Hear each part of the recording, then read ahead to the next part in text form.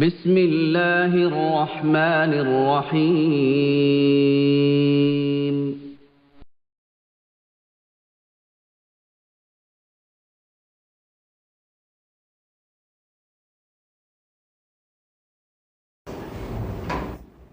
الحمد للہ وکفا وسلام علی عباده الذین اصطفى اما بعد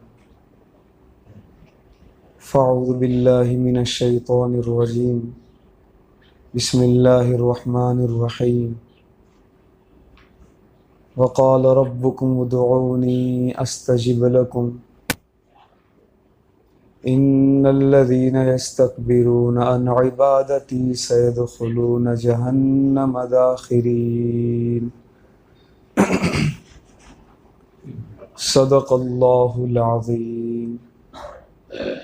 رب اشرح لی صدری ویسر لی امری واحلل عقدۃ من لسانی یفقهوا قولی۔ سبحانک لا علم لنا الا ما علمتنا انک انت العلیم الحکیم۔ اللہم انفعنا بما علمتنا وعلمنا ما ينفعنا ان اللہ وملائکتہ یصلون علی النبی یا ایہا الذین آمنوا صلوا علیہ وسلموا تسلیما۔ اللہم صل علی سیدنا ومولانا محمد کلما ذکرہ الذاکرون وصل علی محمد کلما غفل عن ذکرہ الغافلون۔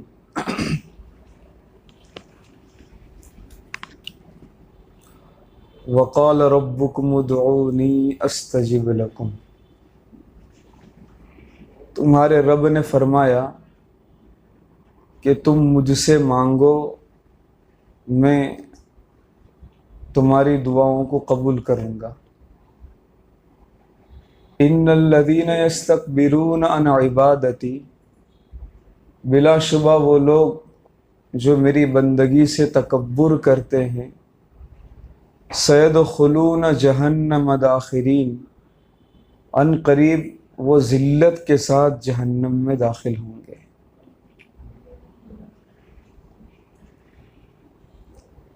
اس آیت میں اللہ تعالی شانہ نے ہمیں دعا مانگنے کا حکم دیا ہے۔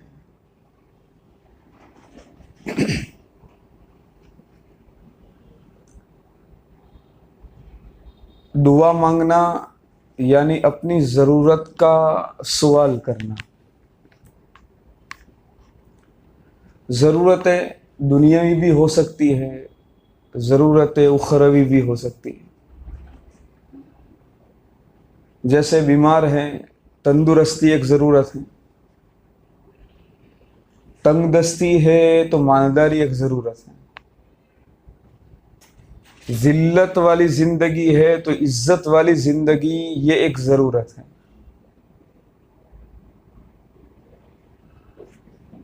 مکان نہیں ہے، مکان کا حاصل ہونا بھی ایک ضرورت ہے۔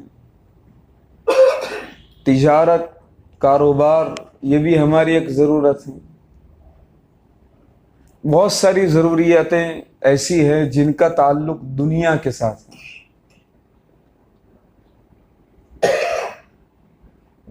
اور کچھ ضرورتیں وہ ہیں جس کا تعلق آخرت کے ساتھ ہے۔ الگ سے یہ الگ سی بات ہے کہ ہم ان کو ضرورت نہیں سمجھتے، حالانکہ دنیا کی ضرورت سے زیادہ اہم آخرت کی ضرورت ہے۔ آخرت کی ضرورت کیا ہے؟ کہ میرا ایمان پر خاتمہ ہو جائے، یہ آخرت کی ضرورت ہے۔ آخرت کی ضرورت کیا ہے؟ کہ قبر میں سوال جواب اللہ پاک آسان فرما دے، یہ آخرت کی ضرورت ہے۔ آخرت کی ضرورت کیا ہے؟ کہ اللہ تعالی شانہ کی ملاقات ہو جائے، یہ آخرت کی ضرورت ہے۔ آخرت کی ضرورت کیا ہے؟ کہ اللہ تعالی شانہ جنت الفردوس میں داخلہ نصیب فرما دے، یہ آخرت کی ضرورت ہے۔ تو جتنی ضرورتیں ہمیں دنیا کی ہے اس سے کئی گنا زیادہ ضرورت ہمیں آخرت کی ہے، اور آخرت کی ضرورتیں دنیا کی ضرورت سے بہت زیادہ ہم ہیں۔ اس لیے ہم اپنے رب سے جہاں دنیاوی حاجات کا اور دنیاوی ضرورتوں کا سوال کرتے ہیں، وہیں پر ہمیں اپنی آخرت کی حاجتوں کا بھی سوال کرنا چاہیے۔ اور یہ سوال کرنا اور یہ دعا کرنا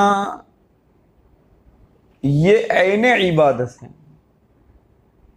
اللہ کے نبی صلی اللہ علیہ وسلم نے فرمایا الدعاء هو العبادہ،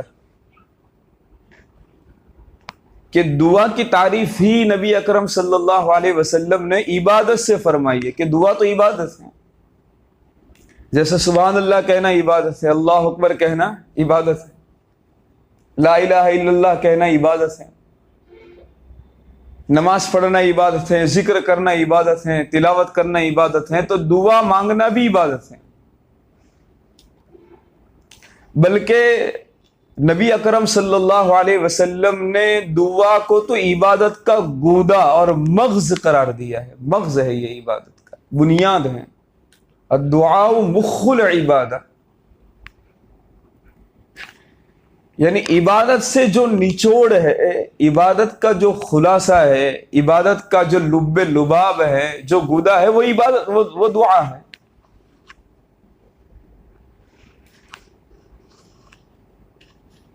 اس لیے کہ عبادت کا مقصد یہ ہے کہ آدمی اللہ تعالیٰ شانہ کے سامنے اپنے آپ کو جھکا دے، یہ عبادت کا مقصد ہے۔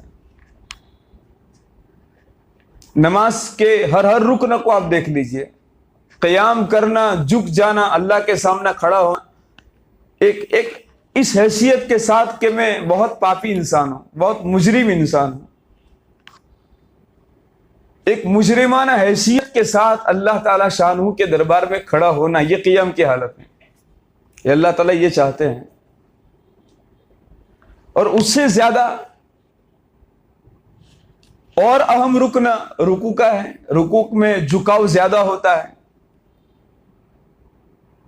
اور آگے بڑھے تو سجدے کی حالت، تو سجدے کی حالت میں تو آدمی اپنی پیشانی کو بھی رب کے سامنے ٹکا دیتا ہے، جھکا دیتا ہے، یعنی اتنا بے بس اور لاچار ہو جاتا ہے کہ اللہ تیرے سوا میرا کوئی نہیں۔ تو عبادتوں میں مقصد تو عاجزی ہے، اللہ کے سامنے اپنی کمزوری کا احساس ہے، لیکن اس سے کئی گنا زیادہ عاجزی اور اس سے کئی گنا زیادہ ذلتی دعا میں پائی جاتی ہے نماز کے مقابلے میں۔ ہو سکتا ہے کہ نماز پڑھنے کے باوجود بھی بڑائی پیدا ہو سکتا ہے۔ میں نماز پڑھتا ہوں تو بڑائی ہو کہ میں بہت نمازی ہوں، میں بہت تلاوت کرنے والا ہوں، میں بہت ذکر کرنے والا ہوں۔ تو یہ جو عبادتوں کی جو ظاہری شکلیں ہیں، تو اس میں ہو سکتا ہے کہ آدمی کے اندر اپنا بڑاپن پیدا ہو، لیکن دعا ایک ایسی عبادت ہے کہ جس میں بڑے پن کا سوال ہی پیدا نہیں ہوتا۔ وہاں تو دعا کی ہر حرکت اور اس کی دعا کی ہر ہیئت یہ بتاتی ہے کہ یہ بالکل سراپا محتاج ہے۔ ہاتھ اٹھا لیا اور جھکا بھی لیا اپنی گردن کو، اور اپنے گناہوں کو یاد کر کے رونے بھی لگا، اور روتے روتے ندامت اور شرمندگی کا ایک آنسو اس کی آنکھوں سے نکل گیا۔ دیکھو اللہ تعالی شانوں کے خزانے میں ساری چیزیں ہیں، سب چیزیں، کسی چیز کی اللہ کے خزانے میں کمی نہیں ہے۔ اللہ کے خزانے میں جس چیز کی کمی ہے وہ ہے عاجزی، اس کی کمی ہے۔ اللہ کے عاجزی نہیں ہے۔ اسی لیے اللہ تعالی شانہ کو اپنے بندوں اور بندیوں کی سب سے زیادہ جو چیز اچھی لگتی ہے وہ چیز اچھی لگتی ہے جو اس کے خزانے میں نہیں۔ بات سمجھ رہے ہیں؟ اس لیے کہ اللہ کس کے سامنے روئے گا، اللہ کس کے سامنے جھکے گا، اللہ کس سے سوال کرے گا؟ سوال ہی پیدا نہیں ہوتا. اس لیے اللہ تعالی شانہ اپنے بندوں میں سب سے زیادہ جو چیز پسند کرتے ہیں وہ چیز پسند کرتے ہیں جو اس کے خزانے میں نہیں ہے, اور اس کے خزانے میں عاجزی اور تواضع نہیں ہے, عبدیت نہیں ہے, جھکاؤ نہیں ہے. اس لیے دعا میں آدمی اپنے رب کے بہت زیادہ قریب ہو جاتا ہے, بہت زیادہ قریب ہو جاتا ہے. ادعونی استجب لکم. عجیب بات کہ دعا میں اپنی ضرورت اور اپنی حاجت کا مطالبہ بھی ہے, اپنی حاجت بھی اللہ تعالی شانہ سے مانگنی ہے, اپنی ضرورتوں کا سوال بھی کرنا ہے, اور اللہ تعالی شانہ ان حاجتوں کو پورا بھی فرماتے ہیں. اور کہا کہ اپنی ضرورتیں بھی تم مجھ سے مانگو, لیکن ایسا نہیں ہے کہ تم مجھ سے مانگ رہے ہو تو یہ عبادت کا پہلو نہیں ہے, بلکہ یہ تو اصل عبادت ہے, اس پر میں تم کو ڈبل ثواب دوں گا, مانگنے کا بھی اور عبادت کا بھی ثواب, دعا کا بھی ثواب اور عبادت کا بھی ثواب.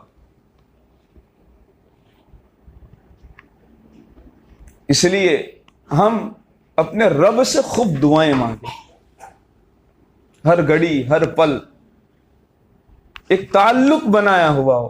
5 منٹ ایسی ہمیں نکالنی چاہیے تنہائی میں کہ جس میں میں اور میرا رب, تیسرا کوئی نہیں.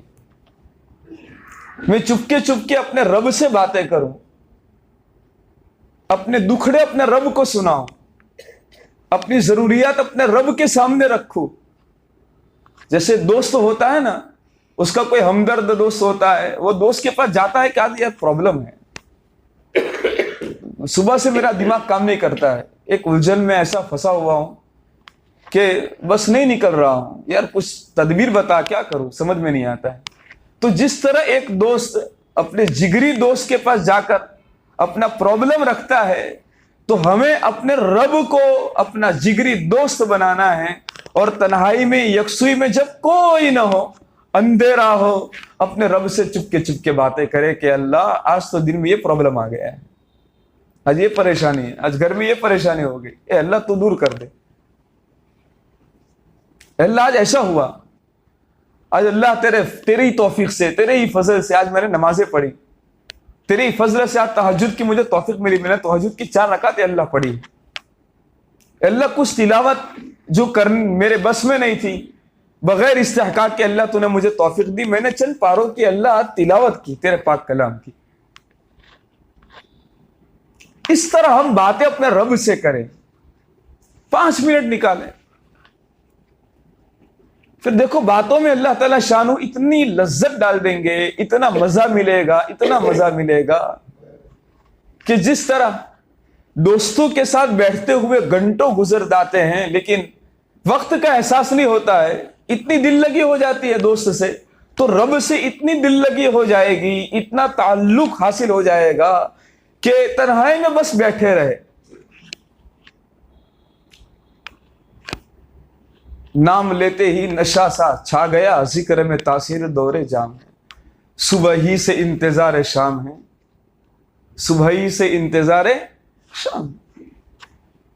یعنی جو نیک بندے ہوتے ہیں, جو اپنے رب سے باتیں کرنے والے ہوتے ہیں, اپنے رب سے جن کا تعلق ہوتا ہے, وہ صبح ہی سے رات کا انتظار کرتے ہیں کہ رات کب آئے گی اور کب خلوت ملے, کوئی نہ ہو, کب میں جاؤں اپنے رب سے باتیں شروع کر دوں.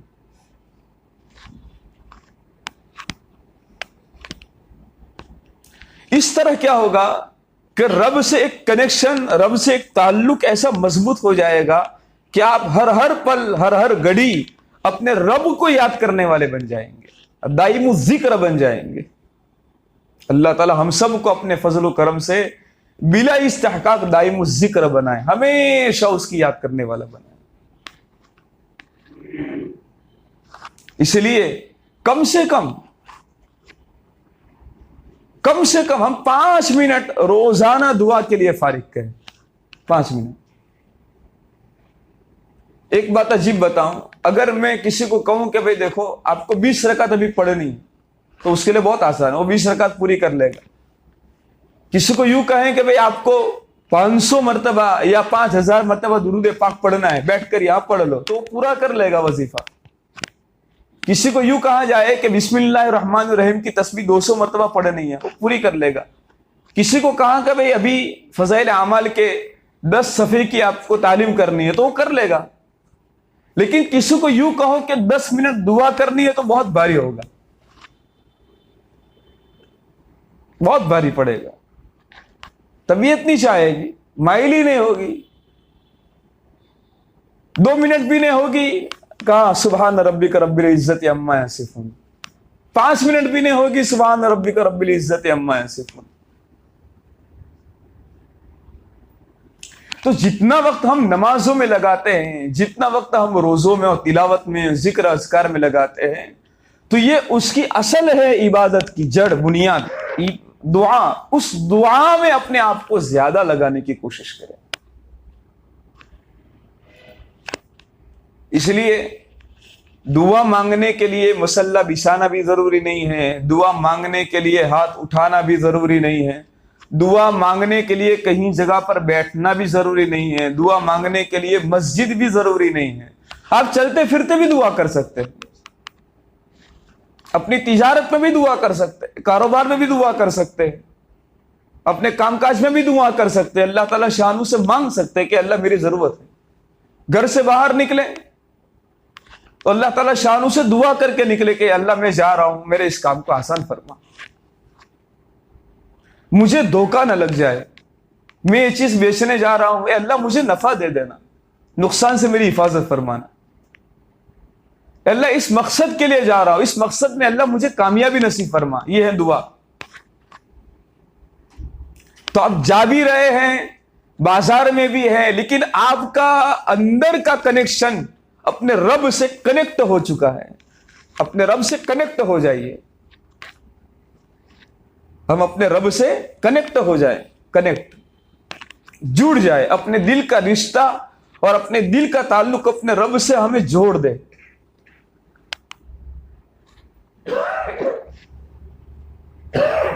پھر کیا ہوگا؟ اس لیے بعض روایات میں آتا ہے کہ اللہ تعالی شان ہو جس بندے پر دعا کے دروازے کو کھول دیتے ہیں تو سمجھ لو رحمت کے دروازے اللہ پاک نے اس بندے کے لیے کھول دیے۔ دعا کی توفیق مل گئی، دیکھا کہ ہر وقت کونے میں بیٹھا ہوا ہے، اللہ تعالیٰ شان سے مانگ رہا ہے، دعا کر رہا ہے، 5 منٹ بھی نہیں ہوئی پھر دعا کے لیے ہاتھ اٹھا لیے، پھر مانگ رہا ہے، چلتے پھرتے مانگ رہا ہے، تو سمجھ لیں کہ اللہ تعالیٰ شانو کی بہت کروڑوں رحمت اس کی طرف متوجہ ہیں۔ اس لیے شروع میں دعا مانگنے کے لیے ہماری طبیعت آمادہ نہیں ہوگی، سستی آئے گی، تھکن پیدا ہو جائے گی، لیکن کچھ بھی ہو جائے ہم اپنے رب سے دل لگی کے ساتھ دعا کرنے کی کوشش کریں۔ وقال ربکم ادعونی استجب لکم، اور آگے فرمایا ان الذین یستکبرون عن عبادتی، دعا کو اللہ تعالیٰ شانوں نے عبادت فرمایا۔ بلا شبہ جو لوگ میری دعا سے، مجھ سے مانگنے سے تکبر کرتے ہیں، میری عبادت سے بڑائی جتاتے ہیں، میری عبادت نہیں کرتے ہیں، مجھ سے مانگتے نہیں ہیں، کہا سیدخلون جہنم داخرین، ذلیل ہو کر وہ جہنم میں داخل ہوں گے، ذلیل ہو کر۔ اس لیے بعض روایات میں آتا ہے کہ جو دعا نہیں مانگتا ہے اللہ تعالیٰ شان اس سے ناراض ہو جاتے ہیں۔ کیا دستور ہے خدا، دنیا والوں کا دستور کیا ہے، اللہ کا دستور کیا ہے؟ دنیا والوں کا دستور تو یہ ہے کہ مانگو تو ناراض ہو جائے، رب کا دستور یہ ہے کہ مانگو تو خوش ہو جاتا ہے۔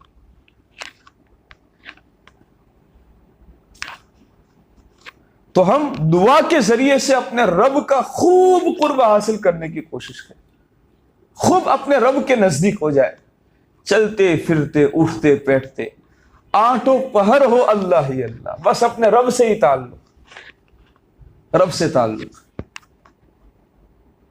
میں نے سوچا کہ آج اس مجلس میں دعا کی اہمیت پر کچھ بات ہو جائے تو بہت اچھا ہے، اور بہت سو کے تجربے میں ہیں کہ جو دعائیں مانگتے ہیں اللہ تعالیٰ شان و فٹ فٹ ان کی دعاؤں کو قبول کرتے، فٹ فٹ، ابھی دعا ہوئی اور فوراً اس کا اثر ظاہر۔ اس لیے ہم اپنی آواز کو اللہ کے یہاں مانوس کروائے. مانوس یہ جانی پہچانی آواز ہے, یہ روزانہ آنے والی آواز ہے, جو کبھی سال میں ایک آدھ مرتبہ, ہفتے میں ایک آدھ مرتبہ, مہینے میں ایک آدھ مرتبہ اگر آواز جاتی ہے, تو فرشتے بھی کہتے ہیں کہ یہ غیر مانوس آواز کہاں سے آئی, یہ تو آج تک ابھی بھی آواز نہیں آتی ہے. اس لیے ہم اپنی آواز کو اللہ کے یہاں مانوس کوائے. فرشتے کہتے ہیں کہ یہ تو روزانہ کی اللہ آواز تو روزانہ کی آ رہی ہے. وہ فقیر ہوتا ہے نا جو روزانہ آپ کے در پر آتا ہے, آپ کے گھر پر روزانہ آتا ہے, ایک دن بھی ناغہ نہیں کرتا, تو کبھی گھر میں کچھ ہوتا بھی نہیں ہے, تب بھی آپ اڑوس پڑوس میں سے بھی انتظام کر کے اس کو دے دیتے ہیں کہ یہ روزانہ آنے والا ہے فقیر, یہ روزانہ آتا ہے. اس لیے اس کو خالی آج اس کو جانے دینا یہ شرم کی بات ہے, روزانہ آتا ہے. لیکن جو کبھی کبھی آوے تو اس کو کہہ سکتے ہیں کہ بھئی آگے سے مانگ لو, آگے جاؤ. لیکن جو روزانہ آ رہا ہو, اس کا ایک تعلق آپ سے جڑا ہوا ہے, تو آپ دیتے ہوئے نہ دیتے ہوئے شرم آتی. تو اسی طرح جو بندے اور بندیاں اپنے رب سے روزانہ مانگتے ہیں, تو اللہ تعالیٰ شان ان کے ہاتھ کو خالی نہیں لوٹاتے ہیں, دے دیتے ہیں. اس لیے ہم اپنی زندگی میں, اپنے معاملات میں دعاؤں کو بھی شامل کریں. خوب اللہ تعالیٰ شانوں سے جی بھر کے دعا کرے, جو بھی جتنی بھی ہماری ضروریات ہیں, دنیاوی ہیں, اخروی ہے, مرنے کے بعد کی جو ضروریات ہیں, ان تمام ضروریات کو اپنے رب کے سامنے رکھے کہ اللہ میری یہ ضرورت ہے. اور دعا میں سب سے بڑی شرط یہ ہے کہ ہمیں اپنے رب سے اچھا گمان بھی ہو کہ میرا رب ہر وقت میری دعاؤں کو قبول کرتا ہے. آج کل یہ بات سننے میں آتی ہے کہ لوگ یہ کہتے ہیں کہ ہمیں اب تو گنہگار ہے, ہماری دعا اللہ کہاں سنتا ہے. نہیں, یہ جملہ ہی غلط ہے. رب تو سب کا ہے, بلکہ اللہ کا معاملہ ایسا ہے کہ اللہ تعالیٰ شانو کی رحمت اپنے گنہگار بندوں کی طرف زیادہ متوجہ ہو جاتی ہے, زیادہ. اس لیے گنہگاروں کے آنسو پر اللہ تعالیٰ شانو کی رحمت بہت جلد متوجہ ہو جاتی ہے. گنہگاروں کی مت تحقیر کر اے زاہد نادا, گنہگاروں کی مت تحقیر کر, ان کو ذلیل مت سمجھ, گھٹیا مت سمجھ گنہگاروں کو. گنہگاروں کی مت تحقیر کر اے زاہد نادا, ان کے آہ و نالے پر فلک بھی روتا رہتا ہے. ان کے رونے پر آسمان بھی روتا ہے, آسمان بھی روتا ہے. جب وہ روتے ہیں اللہ کے حضور اپنے گناہوں پر ندامت کر کے, اللہ کے سامنے اپنے اشک ندامت جب بہاتے ہیں, تو آسمان بھی اور زمین بھی ان کے رونے پر روتے ہیں.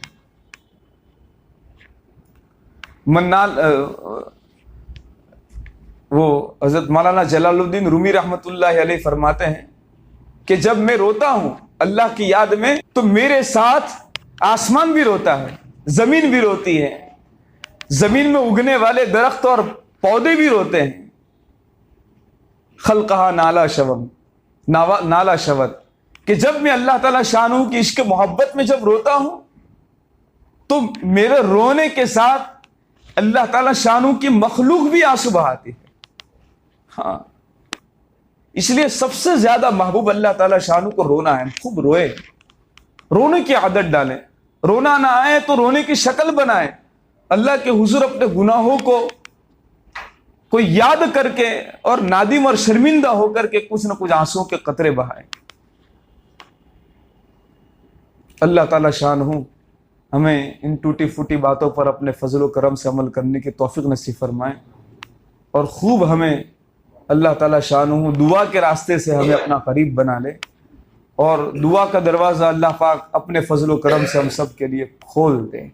وآخر دعوانا ان الحمد للہ رب العالمین. سبحان. آج کے لیے بس اتنا ہی. اگر آپ نے ہمارے اس چینل کو سبسکرائب نہیں کیا ہے تو جلدی سے سبسکرائب کر لیں اور بیل آئیکن کو بھی دبا لیں, اور اس ویڈیو کو اپنے تمام واٹس ایپ گروپ میں شیئر کیجیے. السلام علیکم ورحمۃ اللہ وبرکاتہ.